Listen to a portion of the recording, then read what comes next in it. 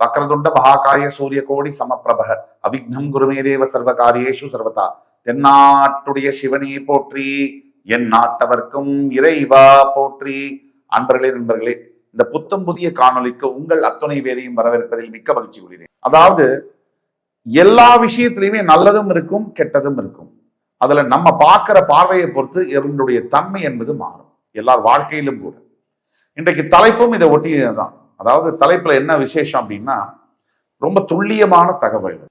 யாரை எல்லாம் எதிர்க்க கூடாது. ஒருத்தருக்கு உங்களுடைய எதிரி இருப்பாங்க. வாழ்க்கையில எதிரி இல்லாதவர்கள் எதுவுமே செய்யலைன்னு அர்த்தம். வளர்ச்சி இருந்தால், நீங்க வளர்ந்தாதான் உங்களுக்கு எதிரி இருப்பாங்க. நீங்க ஏதாவது ஒரு ரூம்ல போட்டு கதவை சாத்திட்டு உள்ள உட்காந்துருக்கீங்கன்னா எதிரி இருக்க மாட்டாங்க. அப்ப எதையோ ஒண்ணு செய்றீங்க, அதுக்கு யாருக்கோ பிடிக்கல உங்க வளர்ச்சி, அதனாலதான் உங்களை எதிர்க்கிறாங்க. அப்ப யார் யாருக்கெல்லாம் வாழ்க்கையில் எதிரி இருக்குன்னு சொன்னா 99% நம்ம எல்லாருக்கும் எதிரிகள் இருக்காங்க. சில எதிரிகள் இருக்காங்க, அவங்களை ஜெயிக்கிறதுங்கிறது கண்டிப்பா கடினம். சில எதிரிகள்கிட்ட நம்ம மோதவே கூடாது. சில பேர்கிட்ட ஈஸியா ஜெயிக்க முடியும். இதுல வகைப்படுத்தி பார்க்கணும்.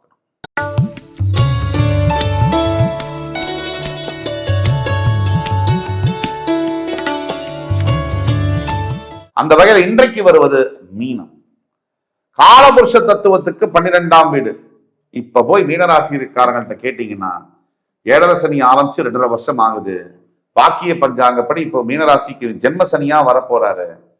அதாவது அது நடக்கும், இப்படி நடக்கும், இவ்வளவு சூப்பரா இருக்கும், இதெல்லாம் சொன்னாங்க. யாராவது சொன்னாங்கன்னா தயவு செய்து பாசிட்டிவ் அது இது பிலாசபி அப்படின்னு சொல்லி நம்பி போகாதீங்க.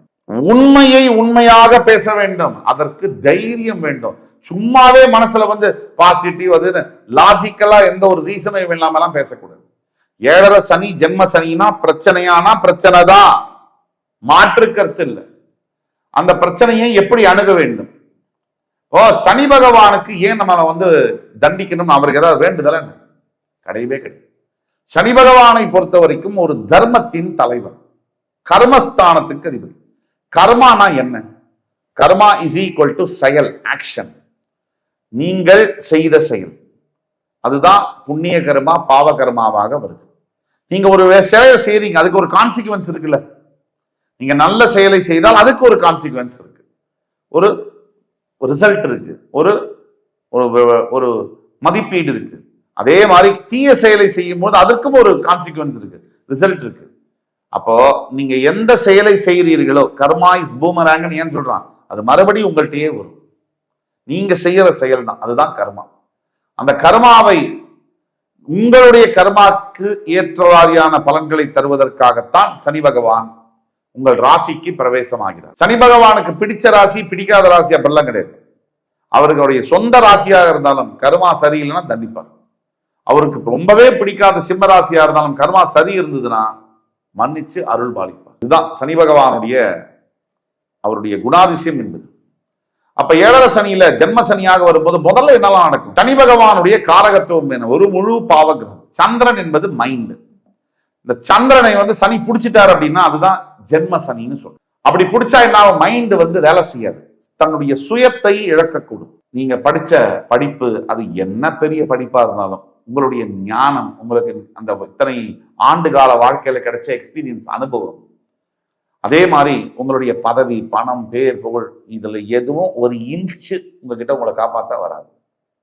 உங்களை எது காப்பாற்றும்னா, நீங்க செஞ்ச குட் டீட்ஸா பேட் டீட்ஸா, நீங்க செஞ்ச டீட்ஸ், நீங்க செஞ்ச கர்மா, நீங்க செய்த செயல்கள், அது மட்டும்தான், அது ஜெனரேட் பண்ண கர்மா மட்டும்தான் உங்களுக்கு துணையாக வரும். துணையாகவோ உங்களை தண்டிக்கவோ. அப்ப சனி பகவானை பொறுத்த வரைக்கும் ஜென்ம சனியாக வரும்போது முதல்ல என்னென்ன விஷயத்துல கவனமாக இருக்கணும்? நைட்டு தூக்கம் வராம இருக்கு, மனசுல ஏதோ ஒரு சஞ்சலம், பயம், தன் அறியாத ஒரு பதட்டம், முடிவெடுக்க முடியாத இது பண்றது, எந்த காரியத்தை எடுத்தாலும் தடை போடுறது, தாமதப்படுத்துறது, இதெல்லாம் ஜென்ம சனியில நடக்கக்கூடிய வாய்ப்புகள். நாம என்ன செய்யணும்? மீனராசியில நீங்க பிறந்திருக்கீங்களா, உடனடியாக நாளையில இருந்து தியானம் செய்ய ஆரம்பிக்க வேண்டும். தியானம்னா நம்முடைய மனசை ஆத்மாக்கு அவ்வளவு பெரிய சக்தியை கொடுக்கக்கூடியது. தியானத்தை செய்யும் போது வில் பவர் ஏறும். அந்த வில் பவர் சரியா இருக்கும் போது சனி உங்கள்கிட்ட பக்கத்திலேயே வரும். சனி உங்களை எதுவும் செய்ய முடியாது. உங்களோட வில் பவர், மனசு சஞ்சலப்படாது, பயப்படாது, மனசு தடுமாறாது, இதெல்லாம் இருந்ததுன்னா சனி பகவான் உங்களுக்கு ஒண்ணும் பண்ண முடியும். அந்த வில் பவர் எப்படி ஏறும்? தியானம், தொடர் தியான பயிற்சி. தியானத்தை பத்தி நிறைய பேர் புரிஞ்சுக்கிறது இல்ல. இன்னைக்கு தியானம் பண்ணா நாளைக்கெல்லாம் பலன் கிடைக்காது. குறைந்தபட்சம் 2 மண்டலம் 96 நாட்கள் தியானம் செய்ய வேண்டும். மந்திரங்கள்லாம் தெரியலையா? கண்ணை மூடின்னு உட்கார்ந்து ஓம் நம சிவாய நமக இந்த மந்திரத்தை சொன்னாலே போதும். அதாவது ஈஸ்வர பெருமானுக்கு பொறுத்த வரைக்கும் நீங்க அந்த ஆராதனை பண்ணணும், இதை பண்ணணும், இதெல்லாம் இல்லை. எந்த ஆண்டவனே என்ன சொல்றாரு அப்படின்னா, அவருக்கு செய்யக்கூடிய ஆராதனைகள் பூஜைகள்லாம் ஒரு வழிமுறை. ஆனா அதுக்கு மேல உன்னுடைய அன்பு, உன்னுடைய பக்தி, அந்த பக்தியில் இருக்கக்கூடிய டெடிகேஷன், தூய்மை, கமிட்மெண்ட், இதை மட்டும்தான் நான் விரும்புறேங்கிறது. ஆக ஜென்ம சனியாக வந்தாலும் அது காலபுருஷ தத்துவத்துக்கு 12ஆம் வீடு. அந்த விதத்துல உங்களுக்கு ஒரு ஆறுதல் உண்டு, ஆறுதல் பரிசு உண்டு. இருந்தாலும் ஜென்ம சனியுடைய தாக்குதல்கள் சரியாக வேண்டும் என்றால் நான் சொன்ன மாதிரி ஈஸ்வரனை பற்றி கொள்ள வேண்டும். மார்க்கண்டேயன் 16 வயசுல சாகணுமா? அவர் என்ன பண்ணார்? சிவலிங்கத்தை கட்டி பிடிச்சிட்டாரு. இறைவன் மீது பக்தி. திரௌபதிக்கு புடவையை மானத்தை காப்பாற்ற வந்தாரா இல்லையா கிருஷ்ணன்? இறைவன் ஒவ்வொரு தருணத்திலையும் மக்களை காப்பாற்ற, மகான்களை காப்பாற்ற அவதாரம் எடுத்து வந்தாரா இல்லையா? பல அவதாரங்கள் எடுப்பார். நம் வீட்டிலேயே சனி பகவான் தந்தைக்கு ஒப்பிடப்படுகிறார். ஏன்னா உடனே சனியினை தந்தை அப்படின்னு சொல்லக்கூடாது. அதாவது என்னன்னா, அப்பா தான் ஒரு வீட்டுல எல்லா நல்ல காரியத்தையும் செஞ்சுட்டு கெட்ட பேர் வாங்கிப்பார்.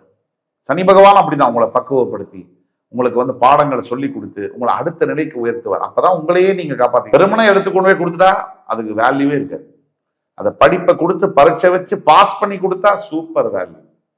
அப்ப ஜென்ம சனியும் போது நீங்க செய்ய வேண்டிய விஷயங்கள், தினந்தோறும் உங்க வீட்டு அருகாமையில் இருக்கக்கூடிய நவகிரகத்துக்கு சென்று சனி பகவானை வழிபடுவதும் அர்ச்சனை செய்வதும், முடிஞ்சா குறைந்தபட்சம் சனிக்கிழமை என்று செஞ்சு அர்ச்சனை செய்யும். தினமும் ஒரு 10-11 சாப்பாடு பொட்டலும் அன்னதானம் செய்வதும். உடனே எனக்கு 10 கோடி வச்சிருக்கேன், நான் 10 பொட்டலம் சாப்பாடு அன்னதானம் பண்றேன்னு சொன்னீங்கன்னா இதுக்காகவே சனி பகவான் ஓவர் டைம் போட்டு அடிப்பார்.